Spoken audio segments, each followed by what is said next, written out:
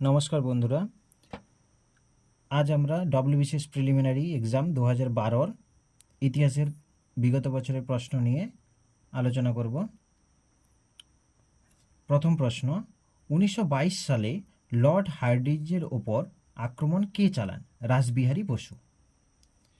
পরের প্রশ্ন, India wins freedom গ্রন্থটি কে রচনা করেন? মৌলানা আবুল কালাম আজাদ। 1919 সালের আইন কি নামে পরিচিত? Rowlatt act.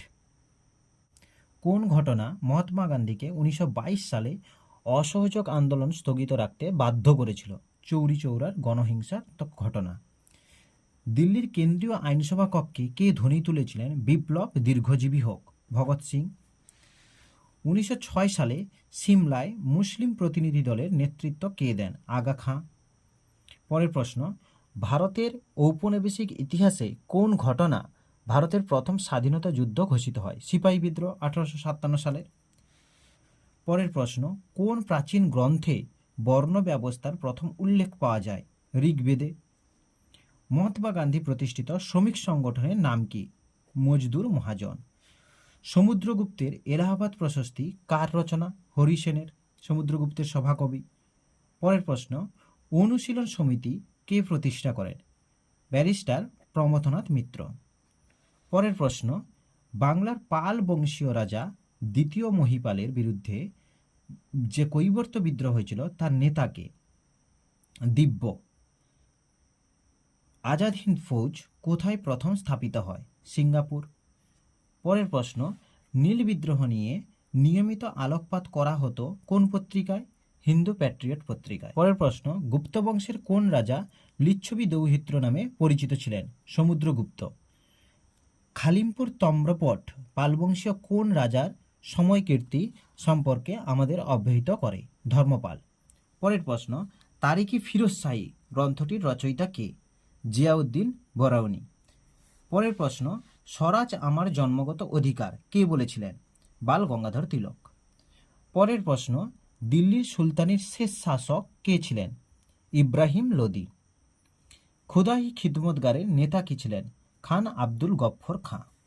পরের প্রশ্ন, খানুয়ারের যুদ্ধে বাবরের প্রধান প্রতিপক্ষ কে ছিলেন? রানা সঙ্গ।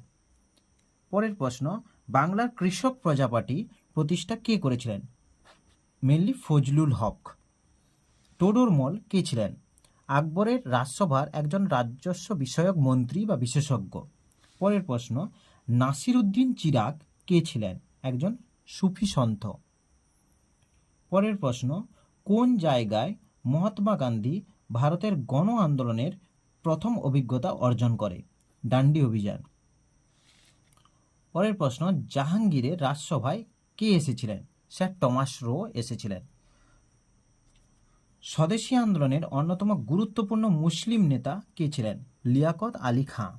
পরের প্রশ্ন, কোন মোগল সম্রাট আগ্রা থেকে দিল্লিতে রাজধানী স্থানান্তরিত করেছিলেন? শাহজাহান। পরের প্রশ্ন, দ্বিতীয়বারের জন্য সুভাষচন্দ্র কংগ্রেসের সভাপতি নির্বাচিত হয়েছিলেন কোন কংগ্রেসে? ত্রিপুরী কংগ্রেসে। পরের প্রশ্ন, কোন মোগল সম্রাটের শাসনকালে নাদির শাহ ভারত আক্রমণ করেছিলেন? মোহাম্মদ শাহ। সাঁওতাল বিদ্রোহ কবে ঘটেছিল? 1855 সালে। ভারতের ইতিহাসে 1761 সাল গুরুত্বপূর্ণ কেন? পানিপথের তৃতীয় যুদ্ধে মারাঠা শক্তি হেরে গেছিল, তাই জন্য। বাংলার শাসক হিসেবে মুর্শিদ কুলি খানের উত্তরসূরি কে ছিলেন? সুজাউদ্দিন। আর্য সমাজ কে প্রতিষ্ঠা করেন? স্বামী দয়ানন্দ সরস্বতী। কবে চিরস্থায়ী বন্দোবস্ত চালু হয়? 1793 খ্রিস্টাব্দে। লর্ড কর্নওয়ালিস চালু করে চিরস্থায়ী বন্দোবস্ত।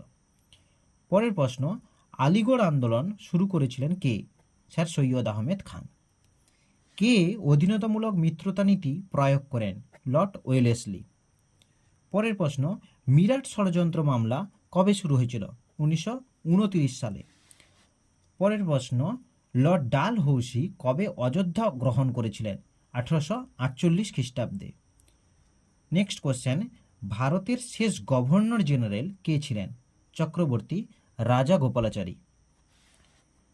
কোন বছর মুসলিম লীগ পাকিস্তান প্রস্তাব গ্রহণ করেছিল? 1940 খ্রিস্টাব্দে।